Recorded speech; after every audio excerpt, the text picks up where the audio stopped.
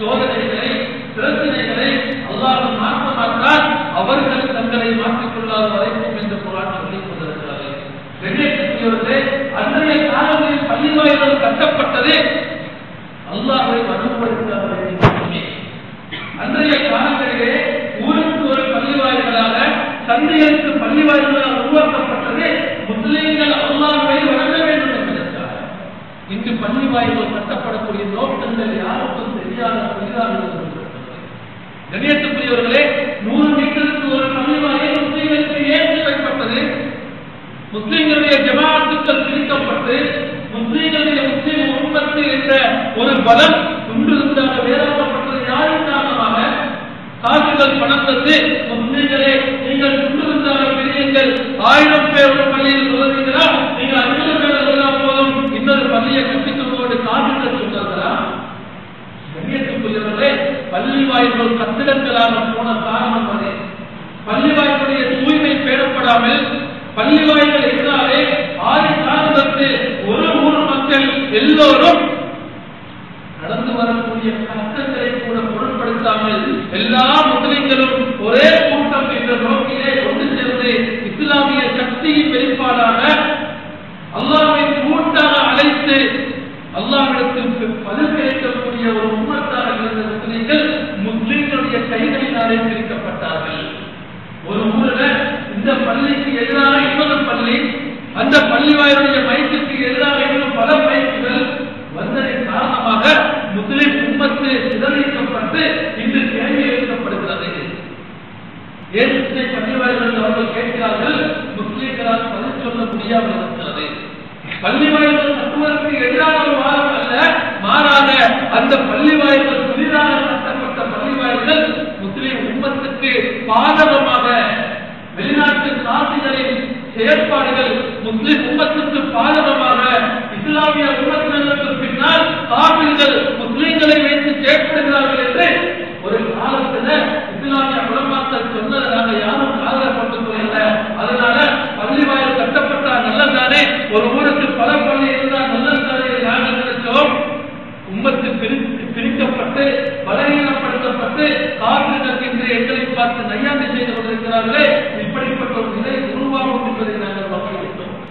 கண்ணியத்துக்கு அல்லாஹ்வின் நல்லடியார்களே, முழு ஊர் கொண்டு செல்லக்கூடிய ஜும்மா ஒரு ஊர்ல இந்த பல ஜும்மாக்கள் நிரம்புவதன் காரணமாக பள்ளி வாயில்கள் அதிகரிப்பதன் காரணமாக ஸல்லல்லாஹு அலைஹி வஸல்லம் சொன்னார்கள், பள்ளி வாயில்கள் அதிகரிப்பதும் தியாகத்துக்கு அடையாளம் என்று சொல்லியிருக்கிறார்கள். கண்ணியத்துக்குரிய அல்லாஹ்வின் நல்லடியார்களே, அதுவும் எங்களுக்கு இன்றைய உம்மத்துக்கு ஒரு சாபக்கேடாக அமைந்திருக்கிறார்கள். மட்டுமல்லாமல் இது ஹராம் ஹலாலின் பிரச்சினை. முஸ்லிம்கள் ஆதிகாலத்தை அர்த்ததித்தங்கள் பண வசூலிக்கக்கூடிய ஒன்றாக மாறுவதை காவிர்களால் பொறுத்துக் கொள்ள முடியாத நிலைக்கு அவர்கள் ஆகி இன்று இஸ்லாத்துக்கு பணம் வரக்கூடிய ஒரு வழிதான் சட்டத்திட்டம் என்று அவர்கள் பிரகாசப்படுத்தி இஸ்லாத்தை கொச்சைப்படுத்திக் கொண்டிருக்கிறார்கள். இந்த வார்த்தைகளை இந்த செய்திகளை காவிர்களுக்கு மத்தியில் நாங்கள் சொல்ல மாட்டோம் என்றாலும் முஸ்லிம்கள் உணர்வு பெற வேண்டும் என்பதற்காக சொல்லி காண்கிறேன். இஸ்லாமிய சட்டத்திட்டங்கள் என்பது மனிதரை உலகில் வாழ வைக்க வந்தது. இஸ்லாமிய சட்டத்திட்டங்கள் என்பது மனிதர்களுக்கு உசாத்துணையாக வந்ததே வழிய மனிதர்களை நொறுக்குவதற்காக வந்தது அல்ல. ஆதி காலத்திலிருந்து இஸ்லாமிய சட்டத்திட்டங்கள் பரிசுத்தமானது என்ற உணர்வுதான் காவிர்களுக்கு மத்தியிலும் இருந்தது. இன்று அது மாற்றப்பட்டது. அவைகள் நாங்கள் நினைத்தால், நாம் 5 பேர் நினைத்து அல்லது 6 பேர் நினைத்தால் வேண்டிய சட்டத்தை உருவாக்கலாம் என்ற முடிவுக்கு வந்ததன் காரணமாக மூத்த உலமாக்கள், ஷைகுமார்கள், முதியோர்களுடைய முந்தைய காலத்தில் வாழ்ந்த அறிஞருடைய கருத்துக்கள் புறக்கணிக்கப்பட்டதன் காரணமாக அதனுடைய விளைவை சம்பாதித்துக் கொண்டிருக்கிறோம். ஆதிகாலத்தில் முழு உலகத்திலும் ஹலால் ஹலால் என்றால் என்ன தெரியுமா உணர்வு? முஸ்லிம்கள் பரிசுத்தமானதை சாப்பிடுகிறார்கள், முஸ்லிம்கள் பரிசுத்தமானவர்கள் என்ற உணர்வு இருந்தது. இன்று மாறி ஹலால் ஹலால் என்ற ஒன்று முஸ்லிம்களுக்கு பணம் வசூலிக்கக்கூடிய ஒரு துறை என்ற பெயரை நாங்களே எடுத்துக் கொடுத்தோம். அதனால் அங்கு பணம் வசூலிக்க வேண்டாம் என்ற துறை அல்ல, பணம் வசூலிக்க வேண்டாம் என்ற கோஷம் அல்ல எழுப்பப்பட்டது. ஹலால் ஹலால் என்ற ஒன்றே தேவையில்லை என்ற கோஷம் எழுதிக்கொண்டிருக்கிறது. கண்ணியத்துக்குரிய அல்லாஹ்வின் நல்லடியார்களே, இப்படிப்பட்ட ஒரு நிலைக்கு இஸ்லாமிய சட்டத்தை ஆக்கியவர்கள் நிச்சயமாக அல்லாஹ் இஸ்லாம் மார்க்கம் சொல்வதற்கு மார்க்க இபாதத்துகளுக்கு பணம் வாங்குவதை அனுமதிக்கவே இல்லை. ஒரு ஹஜ்ரத்து தொழுகை நடத்துறாரா அதுக்கு சம்பளம் வாங்க முடியாது, ஒருவர் அதான் சொல்றாரா அதுக்கு சம்பளம் வாங்க முடியாது என்பது பிற்று சட்டம்.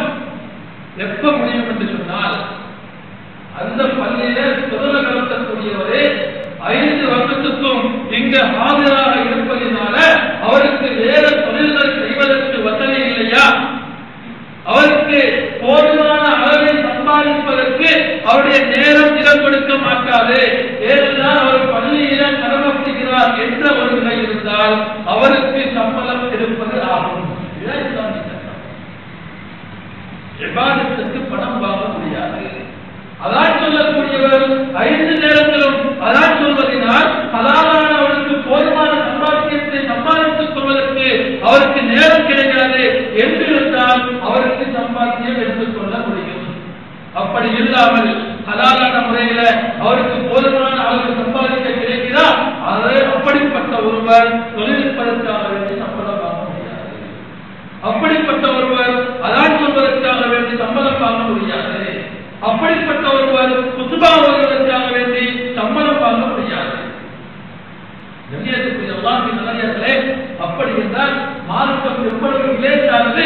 மற்றவர்களுக்கும் மார்க்கத்தை காவிர்களாக இருந்தாலும் இஸ்லாம் நல்ல முறையில் சொல்கிறது என்ற உணர்வை கொடுத்துக் கொள்கிறது. தாவா என்றால் என்ன? அல்லாஹ்வுக்காக வேண்டி தாவா செய்யக்கூடியவர் அவர் கஷ்டப்பட வேண்டும், அவரால் செலவழிக்க முடியுமா, அவர் செலவு செய்ய வேண்டும். ஏன் அல்லாஹ்வுடைய பொருத்தம் சாதாரணமான ஒன்று அல்ல, அதை அடைந்து கொள்வதற்கு ஒவ்வொரு முஸ்லிமும் கஷ்டப்பட வேண்டும்.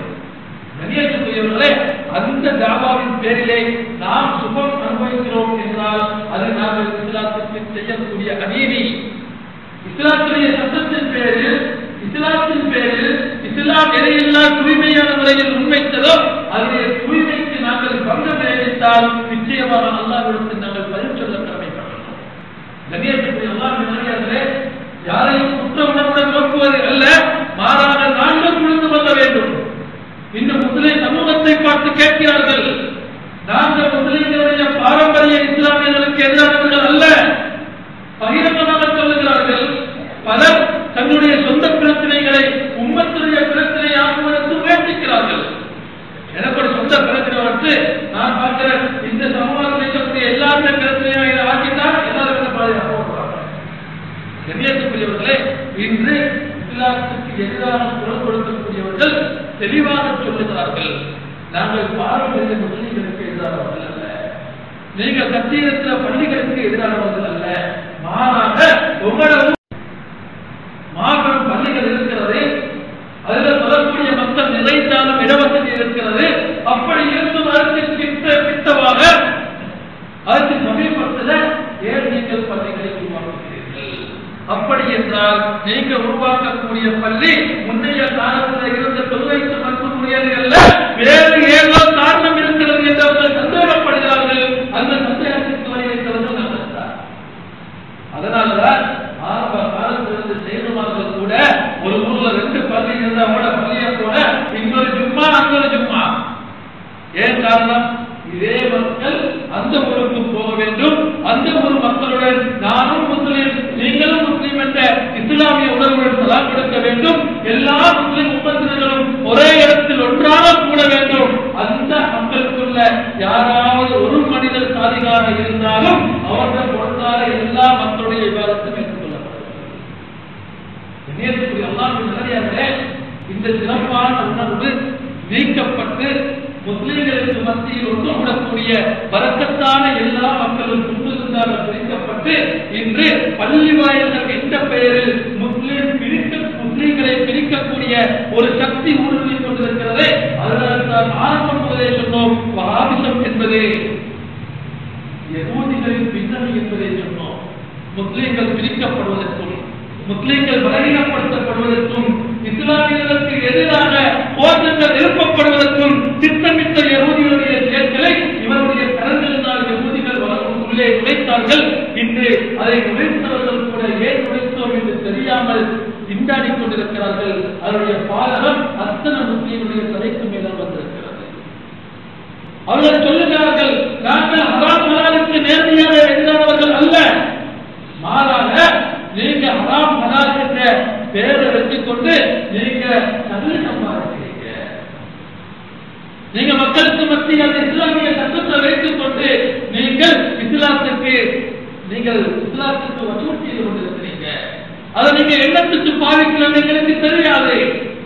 இஸ்லாமிய எதிர்ப்பு சக்திகளை முடக்குவதற்காக அல்லது இலங்கையிலே நீங்கள் இஸ்லாமிய கலாச்சாரத்தை பரப்புவதற்காக நீங்கள் உருவாக்குகிறீர்கள், நாங்கள் பயன்படுகிறோம். அதற்காக எங்களுடைய மக்கள் ஏன் உங்களுக்கு பணம் தர வேண்டும் என்று எங்களை பார்த்து கேள்வி கேட்டுக் கொண்டிருக்கிறார்கள். கண்ணியத்துக்குரியவர்களே, அதை புனிதமான ஒரு நிலையில் பேணப்பட்டு வந்தது போன்று, ஆதி காலத்திலே இருந்தது போன்று நாங்கள் ஹராம் ஹலால் அத்தனை பேருக்கு நாங்கள் சட்டம் தருவோம், அதோட சம்பாத்தியத்துக்குரியது அல்ல என்ற உணர்வில் வைத்திருந்தால் காபிர்கள் கூட இஸ்லாமியருடைய ஹலால் பற்றிருக்கிறதா என்பதை ஒரு பரிசுத்தத்துக்குரிய அடையாளம் என்று பார்க்கிறவர்கள் அதை வாங்குவார்கள். பரிசுத்தமானதற்கு அடையாளமே ஹலால் என்ற ஒரு நிலைக்கு மாறியிருக்கும். அப்படி இல்லாமல் அதன் மூலமாக நாங்கள் சம்பாத்தியம் எங்களுக்குரிய விடயங்களை உறுதிப்படுத்துவதற்காக ஒரு வழியாக நாங்கள் அதை அமைத்திருந்தால் காப்பிர்கள் தர மாட்டோம், இப்படிப்பட்ட ஒரு சட்டம் இளைஞர்களுக்கு தேவையில்லை என்று சொல்லிக் கொண்டிருக்கிறார்கள். கண்ணியத்துக்குரியவர்களே, மதரசாக்கள் ஆதி காலங்களில் இருந்த மதரசாக்கள் இல்மை புகட்டக்கூடிய 7 வருடங்கள் ஒரு மாணவன் கால் மடித்து அதற்காக தன்னுடைய செயல்களத்தில் உற்சாகத்தில் இருந்து கல்வி பயிலக்கூடிய அந்த மதரசாக்களுக்கு எதிராக பல நாடுகளிலிருந்து எந்த நாட்டிலிருந்து பணம் வருகிறதோ அந்த நாட்டு பணம் கொடுக்கக்கூடிய கொள்கைக்கு ஏற்றவாறு சிலபஸ்களை தயார் செய்து இருக்கக்கூடிய மதரசாவுக்கு முன்னால இன்னொரு மதரசா உருவாக்கினீங்க, வேறு வேறு மதரசாக்களை உருவாக்கினீங்க, ஊர்ல இருக்கக்கூடிய பழமை வாய்ந்தவர்களை எல்லாம் பலகீனப்படுத்தினீங்க. இன்று அவர்கள் கேட்கிறார்கள், இப்படிப்பட்ட நிலை உங்களுக்கு ஏன் வேண்டும்? ஊர்ல அழகான மதரசா இருக்குது, எல்லா பிள்ளைகளும் அங்க போய் படிச்சீங்க, படிக்கல காரணம் சொல்லுகிறார்கள். அதற்கு முன்னால இன்னொன்று உருவாக்கி இதை ஏற்றி அதிலிருந்து மக்களை இங்கு அழைக்கிறீங்க, இதிலிருந்து மக்களை பலகீனப்படுத்துறீங்க, நீங்க வேறு வேறு குரூப்புகளை உருவாக்குறீங்களே, இதனுடைய நோக்கம் என்ன? தீவிரவாதம் செய்கிறீர்களா? புதிய சிலபஸ் இலங்கையில காலாகாலம் 800-900 வருடங்களுக்கு முன்னால் இருந்த முஸ்லிம்கள் போட்டப்பட்ட காலத்தில் இருந்த சிலபஸ்கள் எல்லாம் மாற்றப்பட்டு வேறு நாடுகளுடைய சிலபஸ்கள் இங்கு பேணப்படுகிறது. வேறு நாட்டு மக்கள் வந்து இங்கு போட்டி விட்டு செல்கிறார்களே, அதனுடைய பின்னணி என்ன என்று சந்தேகப்படுகிறார்கள். கண்ணியத்துக்குரியவர்களே, இதற்கு நாங்கள் பதில் சொல்ல கடமைப்பட்டுள்ளோம். இதை உருவாக்கினவர்கள் அல்லாஹ்விடத்தில் பதில் சொல்ல வேண்டும். கண்ணியத்துக்குரிய அல்லாஹ் நல்லே. அதனால் தான் ஆரம்பமான உலமாக்கள் அடித்து சொன்னார்கள், என்று ஆதிகாலத்தை சொல்லி வந்தார்கள். நாங்கள் மறுத்தோம், பணங்களுக்கு மண்டியிட்டோம். இன்று முழு இஸ்லாமிய சமுதாயமும் கேள்விக்குரிய வந்து கொண்டிருக்கிறார்கள். இன்று ஹராம் ஹலால் என்பதை சொல்வதற்கு வெட்கமான ஒரு நிலைக்கு மாற்றப்பட்டிருக்கிறது. என்ன காரணம்? நேற்று அல்லது சென்ற வருடம் ஹலாலானது இந்த வருடம் ஹராமாக்கப்படுகிறது. எதற்காக? ஹராமா கண்ணியத்துக்குரியவர்களே, அல்லாஹ் சொல்கிறார், ஸல்லல்லாஹு அலைஹி வஸல்லம் சொல்கிறார்கள், அல் ஹலாலு பையினும் வல் ஹராமு பையினும். ஹலால் தெளிவானது, ஹராம் தெளிவானது. குர்ஆனில் சொல்லப்பட்டது ஹராம் ஹலால் இப்படி சொல்லப்பட்டது. நீங்க பேர் நடந்து கொண்டா போதும். அதுக்கு நீங்க மீண்டும் பரிசீலனை செய்து அதுக்கு சான்றிதழ் கொடுக்கிறீர்களா? பரவாயில்லை, பிரச்சனை இல்லை, நீங்கள் உதவி செய்கிறீர்கள் தான் என்றாலும் கண்ணியத்துக்குரிய அல்லாஹ் நல்லடியார்களே, அதை நாங்கள் சம்பாதிக்கக்கூடிய வழியாக அல்லது அதை நாங்கள் எங்களுடைய போர்டாக நாங்கள் அதை வைத்ததின் காரணமாக அந்த சர்டிபிகேட் கொடுக்கக்கூடியவர்கள் நீருக்கும் சர்டிபிகேட் வருது, தண்ணீருக்கும் சர்டிபிகேட் கேட்கிறார்கள். சாதிகள் உங்களுடைய மார்க்கத்துல ஹலாலான முறையில் அழைக்கப்படக்கூடிய நீர்ல நீர் சத்தத்தான் சாப்பிடுவோம். அதுக்கு வந்து என்ன ஹலால் சர்டிபிகேட்? தண்ணீரை எந்த தண்ணீரை குடிக்கலாம் நல்லதாக இருந்தால் அதற்கு மறுபடியும் ஹலால் சர்டிபிகேட். கண்ணியத்துக்குரியவர்களே, அப்படி ஒரு நிலைமை எப்படி மாறுகிறது என்று சொன்னால், இந்த சர்டிபிகேட் இல்லாட்டி முஸ்லிம்களால் சாப்பிட முடியாது என்பதை நாங்கள் பார்க்கிறோம். அது அல்ல இஸ்லாமிய ஹலால் என்பது இந்த விதிகளின் மூலம் நிரூபிக்கப்பட்ட ஒன்றுகள்ல, மாறாக குர்ஆனில் சொல்லப்பட்ட முறையில மக்களுக்கு தெளிவாக கொடுத்திருந்தால் அல்லது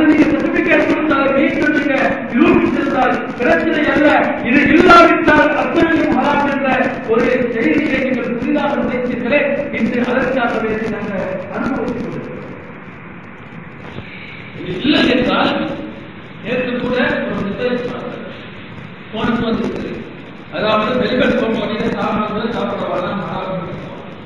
கணியத்துக்குரியவர்களே, அதே இதற்கு முன்னாலே எனக்கு ஒரு வருடம் 2 வருடத்துக்கு முன்னால பார்த்த இவங்க எனக்கு சர்டிபிகேட் எடுத்துக்கிறாங்க. அதனால பிரச்சனை ஹராம் ஹலால் சரியா இல்லையா என்பது அல்ல, ஹராம் ஹலால் இலங்கைக்கு தேவையா இல்லையா என்பது அல்ல. இந்த பிரச்சனையை நாம் தெளிவாக இருக்க வேண்டும். பிரச்சனை என்ன தெரியுமா? ஹராம் ஹலால் சர்டிபிகேட் கொடுக்கப்படாதது ஹராமா, ஹலால் ஹராம் சர்டிபிகேட் கொடுக்கப்பட்டது மட்டுமா ஹலால் என்பதை நாம் சிந்திக்க வேண்டும். இன்று பதில் சொல்ல முடியாமல் வெளியேற்றவர்களே, மீண்டும் ஒரு முறை சொல்கிறேன், முஸ்லிம்கள் உணர்வு பெற வேண்டும் என்பதற்காக அந்த விடயங்களை உங்களுக்கு முன்னால் சொல்கிறேன். இல்லாவிட்டால் ராமர்கள் மத்தியிலோ அல்லது வேறு இஸ்லாமிய எதிர்ப்பாளர்கள் மத்தியிலோ நாங்கள் சொல்லாமல் மறைத்துக் கொண்டிருக்கிறோம். உம்மத்தை நாங்களே காட்டிக் கொடுக்கக்கூடாது என்பதற்காக. ஏனென்றால் சிலர்கள் செய்த தவறுக்காக வேண்டி இந்த அத்தனை பணிகள் முஸ்லிம்கள் மீது போடப்பட்டிருக்கிறது. அந்த சிலர்களை காட்டிக் கொடுத்தாலும் முழு முஸ்லிம்களும் பேருந்தான் அவருடைய தவறு பணியப்படும் என்பதுனா கசப்பான உண்மைகளை நாங்கள் அப்படியே கசப்பாக வைத்துக் கொண்டிருக்கிறோம். அதனால் நாங்கள் சிந்திக்க வேண்டும். மட்டுமல்லாமல் இன்று அத்தனையும் மதங்களால் பேணப்பட வேண்டும் என்ற போதனை இருக்கக்கூடிய இன்னொரு சகோதர முஸ்லிம்கள் இன்னொன்றை சிந்திக்கட்டும். சாப்பாட்டில் மட்டுமல்ல ஹராம் ஹலால். இது நாங்கள் எத்தனை விஷயத்தில் பேசுவது இல்லாமல் இருக்கிறோம். எத்தனை விஷயங்கள் எங்களுடைய முஸ்லிம்களுக்கு மத்தியில் போதைப் பொருட்கள் அறிவித்திருக்கிறதே ஏன் சிந்திக்காமல் இருக்கிறோம். அடுத்தவருடைய காணியை எடுத்திருக்கிறீர்களா? அதுவும் ஹராம் தான். அடுத்தவருக்கு நீங்க ஏமாற்ற படத்தை துணியிருக்கிறீர்களா? அதுவும் ஹராம். ஹராம் எத்தனையோ வழியில் வருது. சில பொருட்கள் ஹராமானவைகள், சில பொருட்கள் சில வழிகளினால் ஹராமாக்கப்படுகிறது. சில விடயங்கள் அவைகள் அடிப்படையில் ஹராம் தான். ஆனால் சில விடயங்களினால் அவைகள் ஹராமாக்கப்படுகிறது. அதை வியாபாரத்தில் விடுகிறார், அதுல வட்டிக்கு வியாபாரம் விடுகிறார். வியாபாரத்துடைய அசல் அடிப்படை ஹலால். அதுல வேற கொடுக்கிறது, அது ஹராமாக்குது. வட்டி ஹராம். எப்படி வட்டிக்கு அதிலும் நாங்கள் பேசலாம். அதே போன்று சில விடயங்கள் அதனுடைய பண்புகளினால் ஹராமாக்கப்படுகிறது. அது அடிப்படையில் ஹலால். சில பண்புகள் அதிலே வரும்போது அது ஹராமாக்கப்படுகிறது. அதாவது ஒரு மனிதன் அந்த திராட்சை பழங்களை மதுபானங்களால் ஆக்கினால் அவை ஹராமாக்கப்படுகிறது. போதையை உருவாக்கக்கூடியது கொஞ்சம் குடித்தாலும் ஹராம்தான். அதில் நாங்கள் தெளிவான சட்டங்களை கட்டிக் கொள்ள வேண்டும். அதே போன்றுதான் நாங்கள் பிறருக்கு அநியாயம் செய்தவருடைய சொத்துக்களை அமானித்தால் அதுவும் ஹராம். ஸல்லல்லாஹு அலைஹி வஸல்லம் சொல்லுகிறார்கள், குல்லு லஹ்மின் நபத்தத் ஹராம் ஃபன்னாரு அவ்லா பிஹி. என்னென்ன இறைச்சிகள் எல்லாம் ஹராத்தில் வளர்ந்ததோ அதுக்கு தகுதியாக இடம் ஹராம் தான் என்று ஸல்லல்லாஹு அலைஹி வஸல்லம் சொன்னார்கள். ஒரு உணவுல ஹராம் சேர்ந்திருக்கிறா, அந்த ஹராத்தை கணிக்காமல் சுவர்க்கத்துக்குள்ள போகிறாரு. கணியத்துக்குரியவர்களே, உடம்புல ஹராமானது சேர்ந்திருக்கிறா, நீங்க சுவர்க்கத்துக்குரிய அமல்கள் எதையே செய்தாலும் அந்த ஹராத்தை நரகத்துல வச்சு கணிச்சு போட்டுட்டு தான் நீங்க சுவர்க்கத்துக்கு போகணும் என்று ஸல்லல்லாஹு அலைஹி வஸல்லம் சொல்லி இருக்கிறார்கள். உங்களை அறியாமல், உங்களுக்கு தெரியாமல் ஹராமான விடயங்கள் உங்களுடைய உடம்புல சேர்ந்திருந்தால் அல்லாஹ் மன்னிக்கக்கூடியவர். ஏன்னா நீங்க தெரியாமல் செய்திருக்கிறீர்கள். தெரியாமல் செய்ததை கொண்டு அல்லாஹ் தஆலா உங்களை குற்றம் பிடிக்க மாட்டார். அதனால்தான் சூஃபியாக்கள் சொல்லுகிறார்கள், நீங்கள் அடிக்கடி அல்லாஹ் அல்லாஹ் என்ற திக்ரை அடிக்கடி செய்து வாருங்கள். அவைகள் உங்களுடைய உடம்புல ஹராமான முறையில சுபஹான முறையில உங்களை அறியாமல் சேர்ந்த விடயங்களை அழைத்துக் கொண்டிருக்கிறது. அப்படிப்பட்ட பவர் உள்ளதுதான் அல்லாஹ் அல்லாஹ் என்ற திக்ர் என்று சூஃபியாக்கள் சொல்லி காண்பிக்கிறார்கள். கண்ணியத்துக்குரிய அல்லாஹ்வின் நல்லடியார்களே, அதனால் மீண்டும் மீண்டும் ஞாபகப்படுத்துகிறேன், முஸ்லிம்களிலே ஒரு சில கூட்டங்களை குற்றவாளியாக்குவதற்காக சொல்லவில்லை. நாங்கள் உணர்வு பெற வேண்டும். இஸ்லாமிய பாரம்பரிய விடயங்களை நாங்கள் கடைபிடிக்காமல், இஸ்லாமிய அறிஞர்களை நாங்கள் புறக்கணித்து விட்டு, மூத்த உலமாக்களை அறிஞர்களை நாங்கள் புறக்கணித்து விட்டு புதிதாக சட்டங்களை உருவாக்குவதனாலும், புதிதாக ஒவ்வொரு சட்டங்களை மதிக்காமல், சேகுமாருடைய சட்டங்களை மதிக்காமல் இஸ்லாமிய உம்மத்து ஒன்றிருக்க வேண்டும் என்ற நிலைமையை புரியாமல் நாங்கள் பள்ளி வாயில்களை உருவாக்கி விட்டோமே, அவைகள் தன்னுடைய சாபக்கேட்டை வெளியாக்கிக் கொண்டிருக்கிறது.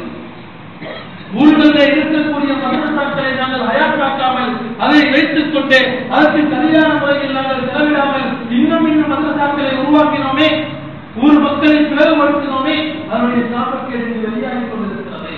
இஸ்லாமிய இருக்கக்கூடிய சட்டங்களை எல்லாம் புறக்கணித்து விட்டு காலாகாலம் செய்து வந்த அமல்கள் எல்லாம் புறக்கணிக்கப்பட்டு இன்று புதிதாக